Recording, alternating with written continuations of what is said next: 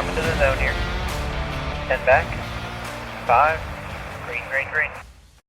Hello and welcome back to the Hot Lap, your home for everything iNRS racing. I'm Clarke Franz, driver of the number 15 Chevrolet Camaro.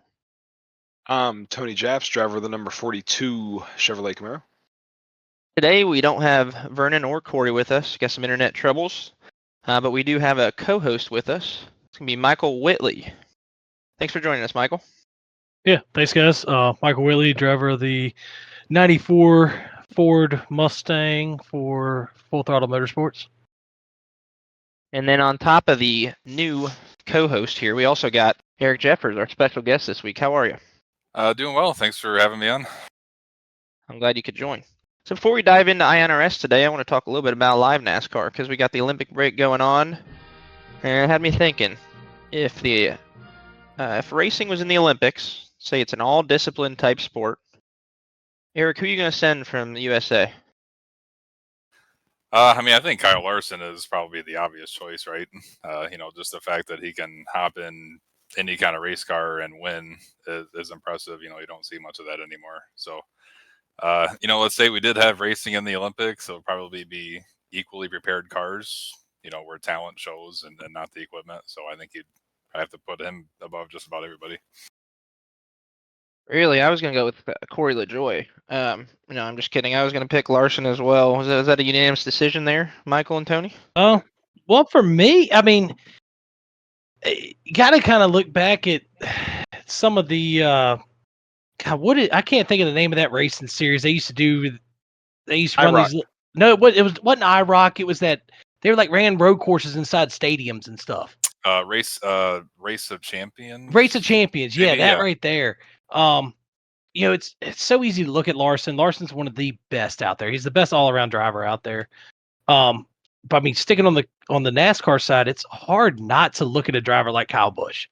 I'm not a Kyle Busch fan. He's struggling this year, but talent wise, that man's good.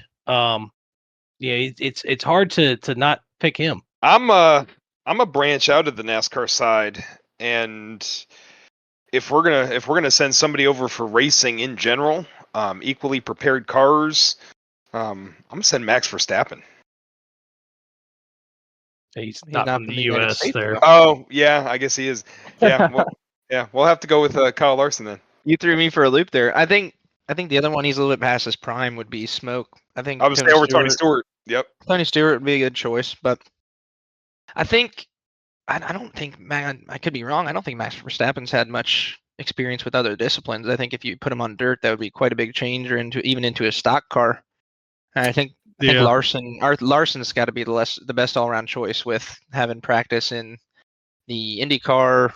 Obviously, pretty good career so far in the stock car, and then great on dirt as well. I will say it'd be hard to beat them boys down under though. With SVG. That boy can race dirt, road, oval. Man. Going back to the Race of Champions, for anyone who doesn't know, they would take drivers from around the world, put them head to head, race different kind of cars. Usually they would be held in like a football stadium or something like that. And I think the talent of NASCAR guys is often overlooked from the rest of the world. And I think Carl Edwards actually beat Michael Schumacher in that one year. So you really just never know. I've never heard of that. I'm gonna have to look it up. That actually sounds pretty cool. I remember Kurt and Kyle ran one of the last ones they ever did. One of the last years they ever did. I remember they ran a team or whatever together. It looked like little Can-Am looking cars. And hell, if you send Carl Edwards, he can race the race and then jump out and run a triathlon after the fact. Yeah, he ran a whole marathon, and I think he had a pace either right at or under 7 minutes a mile, which that's unbelievable. Talking about some good racers, though, and a great race tonight. I caught the end of it. Tony, you want to break down the truck race? Yeah, the truck race was really good tonight. It started off really kind of slow. We had a caution early that I caused. Then we had a long green flag stretch, which for a short track is kind of unheard of for us. And then we went through, and cautions bred cautions at the end. Tonight was the regular season finale for the trucks, so there was a couple close battles. Michael Whitley, how'd you fare in your battle at the end of the race? Not too terrible. Went into the race. We had 10 up on Joseph Musso. We were 1 back on Corey Ennis. Going into it, so it was going to be tight. I think we had a 20 truck field tonight. But going in, it's like you don't want to mess up early. You don't want to do anything. But if you can score some stage points and prevent the other guys from scoring stage points, then maybe you can distance yourself. And we had a little bit of kind of a shuffle there at the stage. The caution came out really close to what the stage would have been. It wasn't called out soon enough that the stage was ending. We ended up extending a lap. Some guys pit, some guys stayed out. We stayed out. We ended up finishing 5th. So we got 6 points there at the stage, which helped us. That put us 5 up on Ennis, put us 16 up on Musso because neither one of them scored stage points. Then it got to a point of like, all right, I just have to keep them in my sights, either in front of me or behind me, and was able to eventually do that. It sucks for Musso. I wanted him to make it in. I like those guys, him and his brother Jacob, Eddie when he races. They're all great guys. But it's good that Ennis made it in. I like him as well. I'm glad he lived to fight another day. There's a little bit of drama at the end, at least from my viewpoint. I was watching the end of the race just as a spectator. I joined in on iRacing, and it all played out fine because Jordan Booth still won. But I'm still holding to. I think that he passed and took the white flag past the line before that yellow came out. And if you're going based off of NASCAR standards, correct me if I'm wrong, but it's not until that light is displayed. That's how they decide. Daytona's everything. When that yellow light is on the side of the track, that's when they freeze frame it as best they can and make the choice there. And if you look at that, he was 150 feet past the stripe. Did anybody else get a chance to look at it?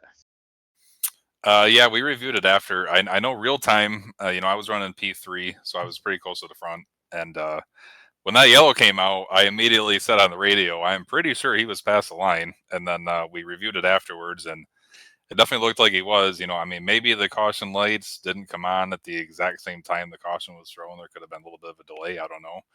But when you watch it, it definitely looks like the race should have been over. So I'm glad he still won. If he ended up losing the race, I'm sure he would have been fuming after that. But it was definitely strange if iRacing did make an error right there, because I don't think I've ever seen that before. I personally am happy that the caution did come out because I got to pass Erik for 3rd there.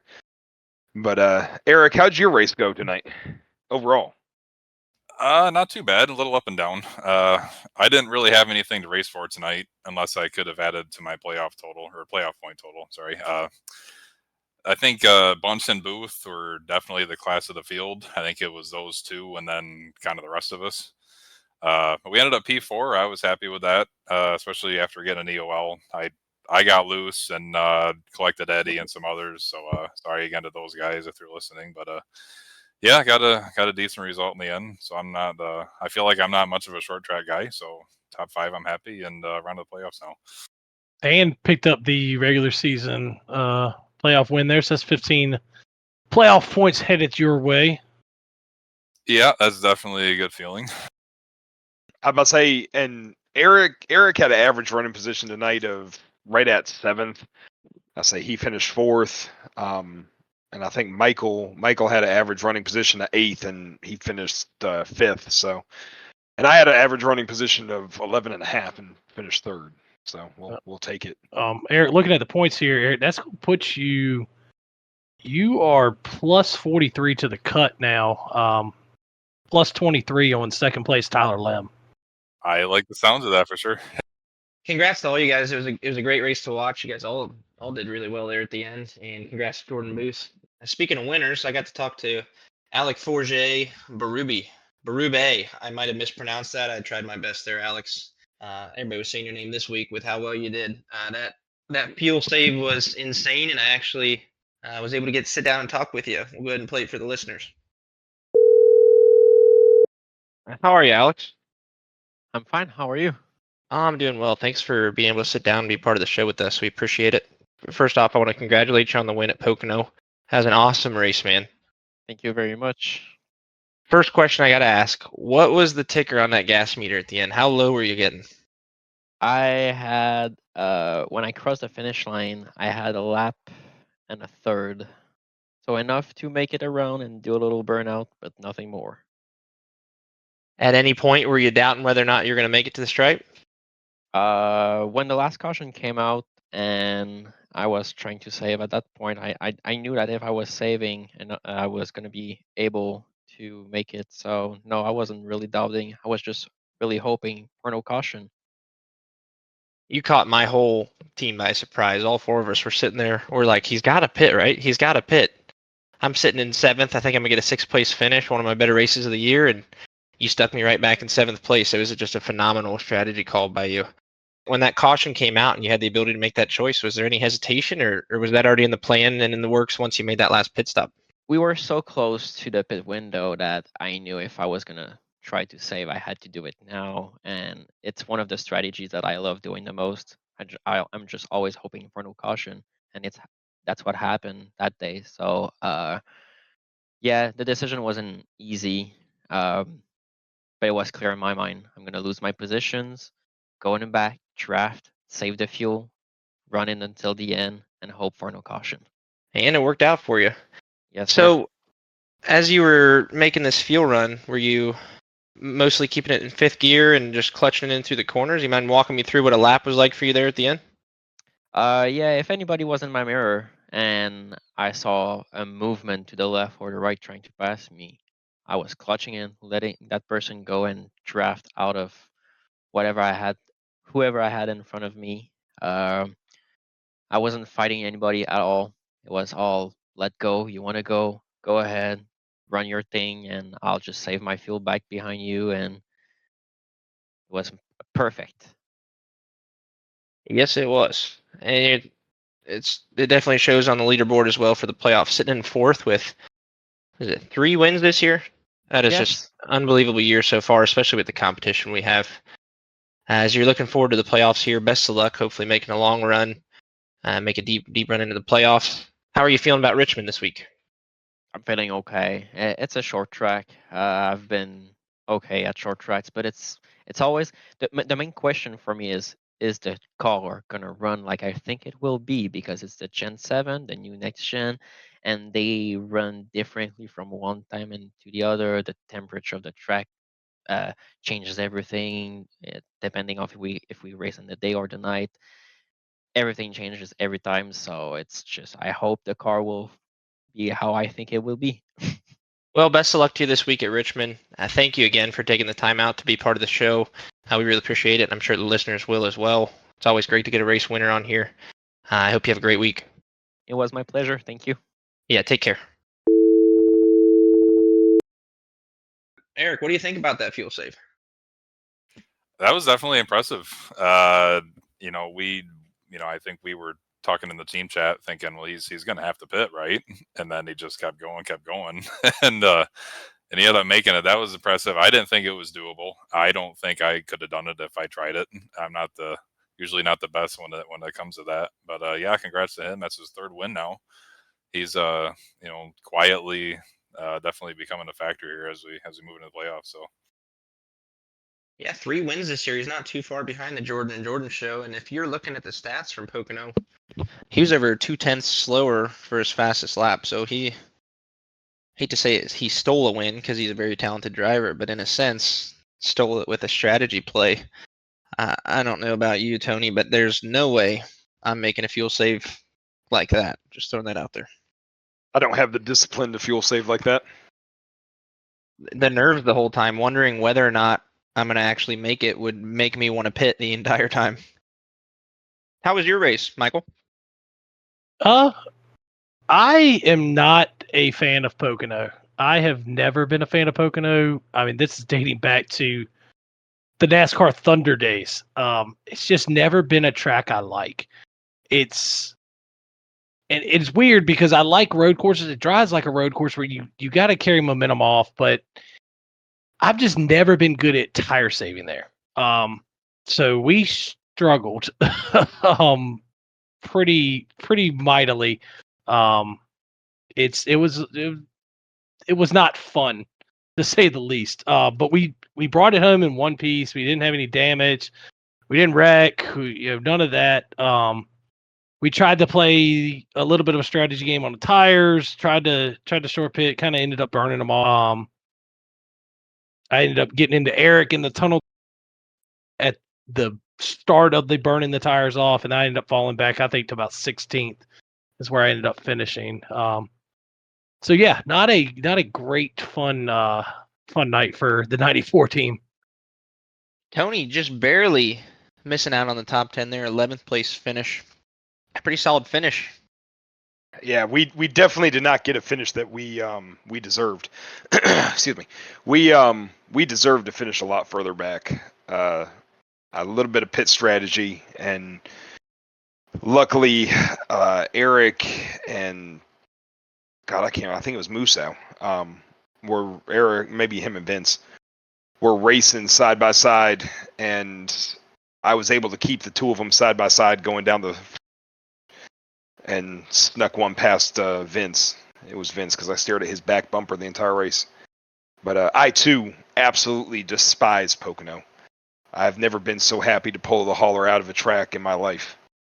We're 0 for 2 on people liking Pocono. Erik, with your 10th place finish, were you liking it or no? I don't hate Pocono, but I don't love it. It's it's just kind of there. I mean, I won there in the truck, but nothing seems to really correlate from the truck to the Cup car. Yeah, ended up 10th. It was a decent day. Probably should have been a little bit better. I made a mistake in the first stage. Pitted under one of the cautions to be good on fuel to the stage end, and then with the yellows, everybody was able to make it. So essentially, I gave away a bunch of positions for nothing, and it was really tough to pass. So ended up, kind of working my way into the top 5 there for a while, and then on the last pit stop, I slid through my box, lost a bit of time, and then like Michael said here, he sent me into the tunnel turn once, and I thought I was going to be junked, but ended up saving it and lost some ground. But yeah, all in all, top 10. I'm usually not going to complain about a top 10. Yeah, I knew that you had to have slid past the box or something happened on pit road. You were 1 second behind me when the pit cycle started and came out 3 seconds behind. Hate to hear that for you, but still ended up at the top 10. Congrats on that. Yeah, I said I was actually ahead of Corey when I pitted, and he finished 4th or 5th, I think, maybe, if I remember right. So I probably should have been closer to him if I didn't slide through my box, but it's still a decent result in the end. So Yeah, Tony brought up a name there, talking on his race, and old Vince. Yeah, I know that's your teammate there, Clark. Talk about a driver that's done a complete 180 from the beginning of the year. It seemed like Vince couldn't get out of his own way at the beginning of the year, and is now he's worked himself 5 out of the playoff standings now. Yeah, and had quite a bit of shifting around in the playoff standings, which we'll get to in just a little bit. But he's been pretty steadily climbing. He had a nice 12th place finish this week. And I kind of surprised myself, 7th place finish, to be honest with you, because I came in, I practiced the night before the race, and I was terribly, terribly slow. And I got on right as soon as practice opened on race day, and I told Vernon, I'm like, you need to share your screen because I got to figure out what you're doing. And it worked out well. I actually had the 3rd best time. I don't have long run speed. I've never been able to save tires. That's my biggest downfall. But I'm more than happy with the 7th place finish. Unfortunately, I'm too far out for it to really make a difference with the points. But still, being able to actually put together a nice clean race is always a good time. Now, Erik, did you take 2 or 4 tires on that last stop? I took 2 on the last stop, which I think most of us did. I did as well. I don't know about you, Michael. My lefts were never wearing. I almost debated not even taking 4 on that second to last stop as well. I was thinking about just taking 2 cycles of 2 tires. Yeah, no, I took 2 on that last one. This next gen car is just so weird with tire wear and how it wears and where it wears and where it doesn't wear, and it's like a lot of places it just does not wear the left sides for some reason. I'm curious how much that translates to the real Gen 7 car. I'm wondering if it's just because the amount of load they're putting on those right side tires that they're wearing that much more. I understand, I guess, I could understand the physics behind why your rights are having more of the load, but you would think there's still a decent bit of contact with those front left tires on the ground that you'd still be chewing them up. And you know, it's chewing up my tires at Pocono was that exit on turn 3. After about 12 laps, I was getting pretty loose coming off of 3. Were you feeling that too, Tony? I was loose off everything except for 2 all night. 2, I never really got loose off of. I got tight. I built tight all night, and I think it's because I wore the right front out. But yeah, it was a rough night. I did almost wreck it off 3 though. You almost wrecked it off 3? Yeah, I gassed it up a little too early and almost went down pit road involuntarily. I was hoping to have Corey on here today so I could ask him about his wreck with Matthew Parasini at the end there. He kind of about took his life. It looked like it was just a racing incident, but that was a little interesting. Happened right in front of me. I thought I was going to steal another spot, but Matt was able to cross the line right before me. So, Eric, we're going to head into the second topic here. It's going to be Fast Facts, a segment where we kind of break down the life of our guests, let the league get to know you a little bit better. So I'm going to ask you a series of questions and just let you answer them. First question I got for you. Where are you from? I live in a small town nobody's ever heard of called Adams, New York. I'm upstate, which means I'm nowhere near New York City. I'm closer to Canada. I'm about an hour north of Syracuse. Have you lived there your whole life? Moved a couple times, but same general area my whole life. Yeah, everywhere I've lived is within about 20 minutes of each other. What do you do for a living, man? I'm a courier for FedEx. Been here over 6 years now. I'm a real life Santa Claus, if you will. You buy something online, I bring it to you. So I enjoy driving, and I don't mind it. Pocket Denny Hamlin fan. No, not at all. How'd you get into sim racing? I think I first started racing online NASCAR 06 on the PS2. And then it just kind of evolved from there. I met Tony, and he shall not be named, keeping the trend going from the last podcast. I met those two pretty early along the way, and then Michael and Corey later joined. We did console games, PS2, PS3, mostly NASCAR, delved into some Gran Turismo stuff, then eventually made the switch to iRacing. What kind of setup are you rocking for your system? More basic than most, that's for sure. I know the guys on here have poked fun at my dinosaur of a computer and stuff, but I'm still rocking the old G27, single monitor, pretty basic racing seat, nothing too fancy, but it gets the job done. Now you're sitting 9th place this year, pretty comfortably. Overall with wins though, you're sitting 13th because of the playoff bubble, but you are 75 over the cut. If you had to give yourself a rating 1 through 10 for this season so far, what are you putting yourself at? Probably like a B. It's been up and down for sure. I started the year pretty well, and then I'm looking at it right now, from Kansas to Iowa, I had an absolutely miserable stretch of races. Just anything that could have gone wrong went wrong. But we've kind of righted the ship since then. I just lack a little bit of speed in this next gen Cup car. I feel like I can run like about 6th to 10th most weeks, but I can't seem to find that little bit to run top 5, with some of these guys. Still got some time left in the regular season to work that out and get a little bit more speed, but nonetheless, you're still showing some pretty great talent this year. I don't think 13th with this type of talent level is anything to be too ashamed of. That's a pretty good job. So congrats on that. Now, if you're not sitting behind the sim wheel, what kind of hobbies are you into? Well, there's a pretty good chance I'm at a racetrack. I'm a race fan like we all are, right? I mean, this year I've done everything from my local dirt track to the Indy 500, which was amazing. Anybody's listening who's never gone, you need to go.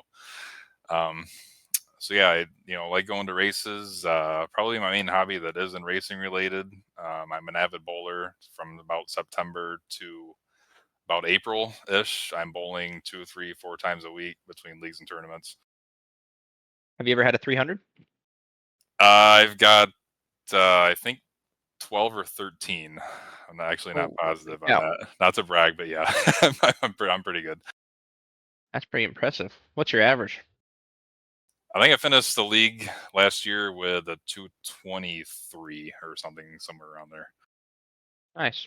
So I have some insider information on you. Actually, I saw some pictures. I've seen your insane collection of your cars that you got. If you want to walk the listeners through that. Yeah, I do have a diecast addiction. That's no secret to my friends. I guess there's worse things you can be addicted to, right? Yeah, I've got my parents' house. God bless them. They let me keep their my collection over there in their basement. I haven't taken account lately, but it's somewhere well north of 1,000 total pieces. So that's my hobby. It's not a cheap hobby, but I enjoy collecting and and all that stuff. It's impressive the sheer amount, and then you got them organized really well. It kind of scratches the little OCD portion of my brain. I like to look into the pictures. The modest part of Erik is leaving out that they did a news article about him on his diecast. Yeah, that was many years ago when the collection was a lot smaller than it is now. Sounds like they need to do another news article. Yeah, I don't know that I would like that, but maybe. I'll be contacting the local news station. I'll see if they can do one for you. Well, I'd rather you didn't, but I'm glad we get to know you a little bit more, man. You've been a staple in the league for a good time. Always rocking that number 12 Ford Mustang. One heck of a Blaney fan. Always rocking a Blaney scheme, it seems like. I don't know if you've ever ran a different one. No, in the Cup Series, I pretty much rock Blaney. Huge Blaney fan. That's no secret. Hey! You have ran a 12-point design. Yeah, Michael's painted me a couple cars along the way just to run something different, but most weeks I'm in a Blaney car. Yeah. Nice, man.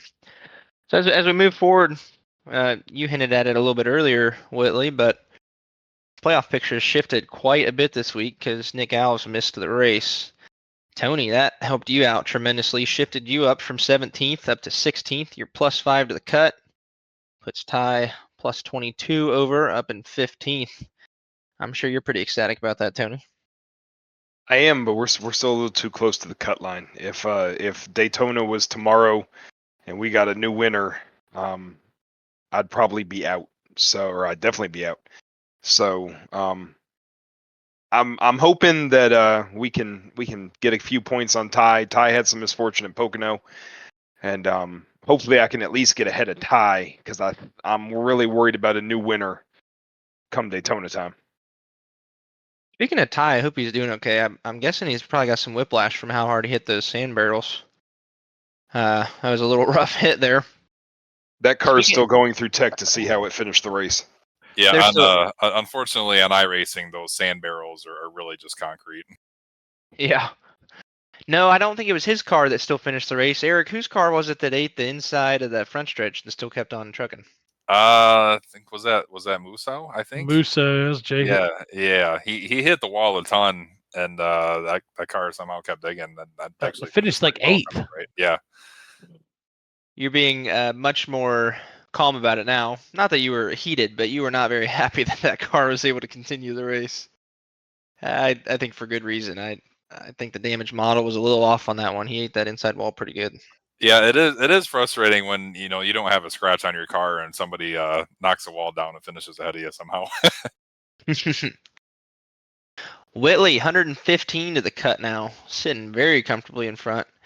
There's pretty much no way you're getting knocked out, unless something extremely drastic happens. But how are you looking to finish out the season here? Really want to get back on a roll. We've had a rough couple weeks. Chicago lap 1, we had some issues. Pocono, we've had some issues. Indy we ran good. But just issues the last couple weeks. Chicago was running out of getting wrecked and then running out of talent and then proceeding to continue to run out of talent. Pocono has just struggled. So want to get back on track. I made the playoffs last year. I went on a very good tear. I ran 9 of the last 10 races. I missed Homestead, but I had 9 top 10 finishes in the playoffs. I ran very well. I won Martinsville. I just want to get back on that streak and try to sneak in and be the Final Four. This year's gonna be a lot harder though. Last year, Brogdon and Travis were class of the field, with Corey and Winslow kind of close behind. This year, I mean, looking at that field, the Jordan and Jordan show, Corey's on a different level this year as far as how well he's doing. He goes untalked about, but Alex Murphy is hands down the best non-win driver by miles. And he was a multi-time winner this year, and he still is yet to win, which tells you a lot of how tough this field is. If you're looking at points from a non-win standpoint, he's in 4th place. Murphy is. So putting together one heck of a season. He's right there on the cusp of a win. And Erik, you're not quite as comfortable as Whitley there with your points, but you are 81 to the good as we come into these final few races. You're to the point where, unless something drastic happens, same thing, you're going to be into that first round of 16. Have you started prepping for those tracks at all? No, not really. I really just want to win a race badly. I'm in a good position points wise, but so I should be good unless some crazy stuff happens. But I had last year the playoffs, I actually had a really good stretch of races. It just made it tough to advance because I didn't really have any playoff points, and it looks like I'm putting myself in the same boat this year. But I've ran well lately. I think since New Hampshire, my worst finish is the 11th in Nashville, which should have been better than that, but I had a fuel save at the end and lost some spots. So yeah, comfortably in. And then once you get to the playoffs, anything can happen. So hopefully we can turn it up a little bit. Now, do you prep the whole week leading up to the race, or are you a race day log on and start practicing right then and there? I sometimes practice early in the week, probably not as much as I should. If I have to learn the track, or if I feel like I'm really not very good somewhere, then I'll put in a little more time. But sometimes I feel like give me that hour of practice, and I'm probably not going to get any better after an hour, which maybe isn't the case, but that's how I feel. So normally I hop on race night and load into practice and get working. Maybe that's part of my issue. I practice too much, and the temperatures are always varying. The fuel load's different with the weight of the car. I was talking with Alex Forget after that interview, and he's the same way. He said he doesn't prep much at all because how much of a factor the weather is, as well as the car. Just like you talked about in the interview at Richmond, sometimes it's just like the car just wants to behave differently. So he just logs in and goes from there. Yeah, that's a good point as well. You can get on early in the week and practice, and then you jump in the race room and the car drives completely different. So, yeah. Unless you have to learn a track or something, like when we just went to Chicago a couple weeks ago, I hadn't even bought the track until that week. So obviously I had to put some laps in. But, typically, running laps early in the week, I feel like I don't get much out of it. Man, heck of a finish for getting the track just before the race. Finished 3rd there. Actually, 3 top 10s for you in a row. Congrats on that. Yeah, I never would have expected a top 3 at Chicago, but I had decent speed, but there was a lot of attrition. Losing the fast repair, and of course not having caution. So, I had decent speed and kept it out of the walls for the most part. And sometimes that's all you have to do. So. Speaking of keeping it off the walls, I'd say that's one strategy here for Richmond, especially after the race earlier this year. Whitley, what are your keys to the race? Yeah, Richmond's a short track, and in short tracks, anybody that's ran iRacing for any amount of times understands short tracks they breed cautions. It's just caution. And earlier in the year was outside of Martinsville, I think Richmond was probably our 2nd worst race for just cautions. And it got to a point where if you could just get up front and just ride the wave of cautions, you were going to have a good finish. Corey, if he was here, he would self-admit it, that he was nowhere near the best car at Richmond. He just put himself in the right spot, rode the wave of cautions, he gets the win. The keys, you got to stay out of trouble. You've got to conserve the tires, because that becomes the flip side of it. Is Richmond can also produce long runs. And if you go in there and you burn that right front off, you are going to be in for a world of hurt. I'm a Richmond native. I've gone to Richmond my entire life. I hate the track. It's one of the worst tracks on the schedule, but it'll chew tires up if we can get long green flag runs. But the key there is getting those long green flag runs. I think one of the other big keys to the race is Corey talks about it just about every week when we talk about it, is how important qualifying is at any track, but especially this one. I mean, you said it. You know, it's the cautions breed cautions, and if you're high up, not only are you going to have a better finish just because where you are on the track, but you're less likely to be caught up in those wrecks because chances are they're going to be behind you. Yeah, no, 100%. Tony, you looking towards the same keys? You got anything that you think sticks out to you? Keeping your temper in check. It's a short track, so there's going to be some beating and banging. Not every hit is intentional, so you don't want to go and fly off the handle over something that was really small. But just that and avoiding staying out of trouble. So you don't want to end up in a situation where something happens in front of you and you end up getting caught up in it and it ruin your night, especially with no fast repair. And if your temper does get the best of you, just pull a Denny Hamlin and just say it's just short track racing. It's just short track racing. Yeah, be as sarcastic as possible too. Now, Erik, with the changes, we've had them for a few weeks now. We haven't experienced it on a short track, but the changes with the point system in terms of incidents, where now it's just the EOL if you're found to be the at-fault driver in a crash. Are you thinking it's going to change this from being the caution fest it was in the spring? Yeah, I hope so. I don't have the stats in front of me, but it definitely seems like since we eliminated the fast repair, we've had fewer cautions. And I mean that could be just a result of the racetracks themselves, and not necessarily because of the rule change. I think this week will be a good, it'll tell the tale about the rule change. But yeah, I got my first EOL tonight for causing an incident. It's like a rite of passage, like I've joined a club or something. not what you want to do, but yeah, I think not having a fast repair, in theory, it should cut down on the cautions.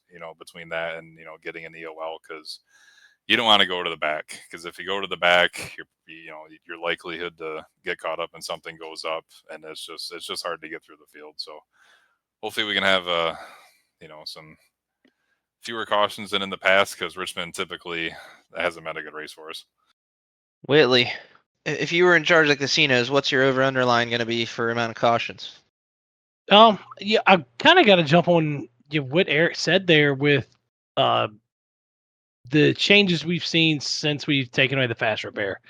I still, I want to believe we're going to be better. I want to believe we're going to be good. I think I'm going to go over under 10.5. 10.5. I would be taking the over. I think it's going to be better than the spring. I'm looking right now. We had 18 cautions. So since one of those is the stage, you're really looking at 17 natural cautions. That's pretty high. I just think in general it's not really a super grippy track. It's pretty squirrely coming off too, and I think even if you're racing a little bit more on the gentler edge, there's still going to be some people tangling up and causing some cautions.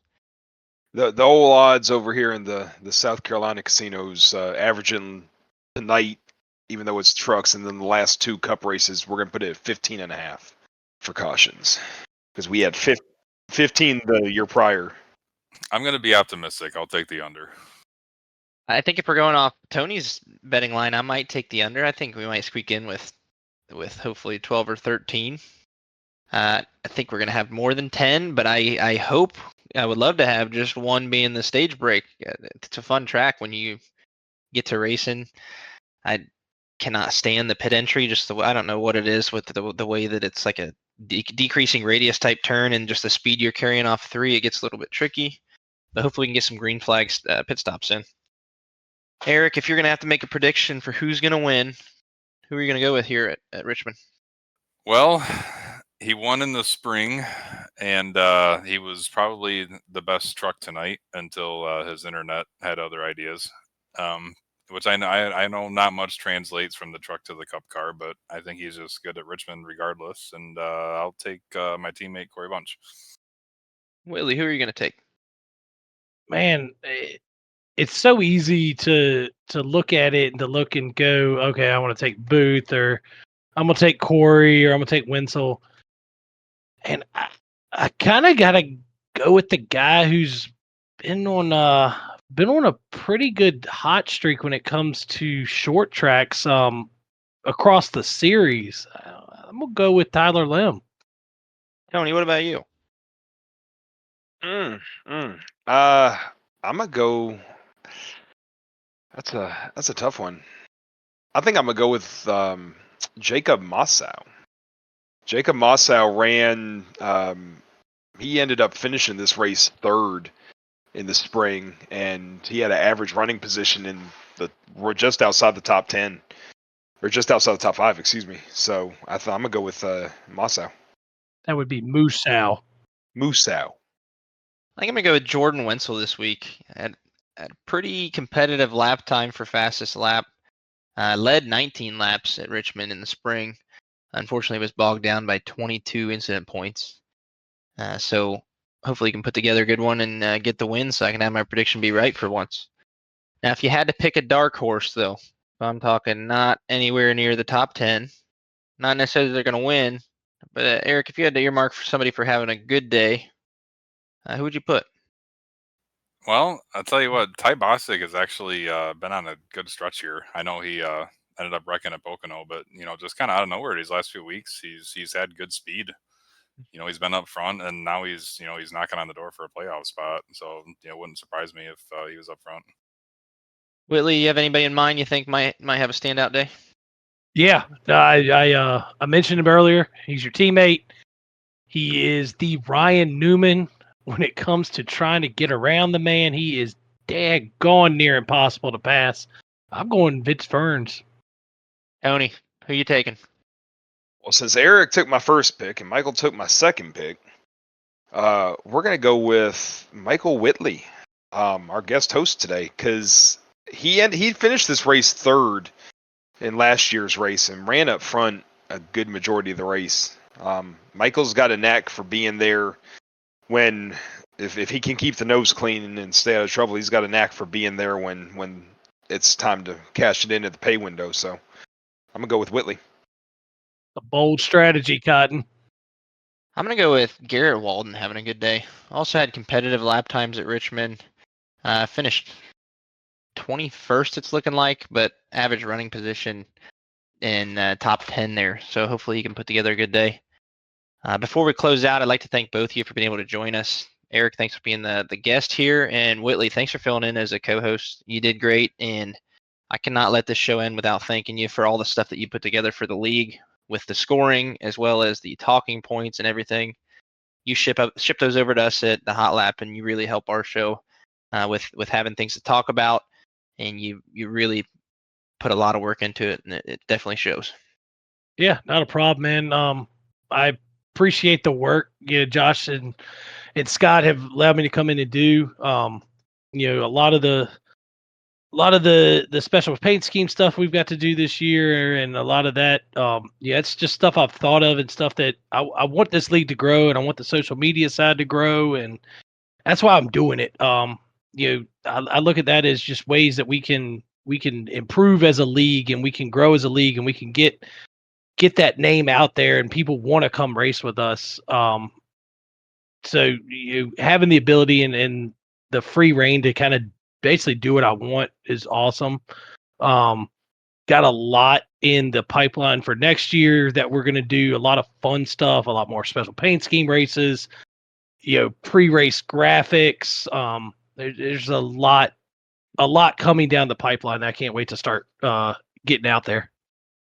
We're looking forward to it, and thanks for the work you put in. Both you and Eric, best of luck to both of you at Richmond this week. Hopefully you guys don't beat me too bad. This is not one of my tracks.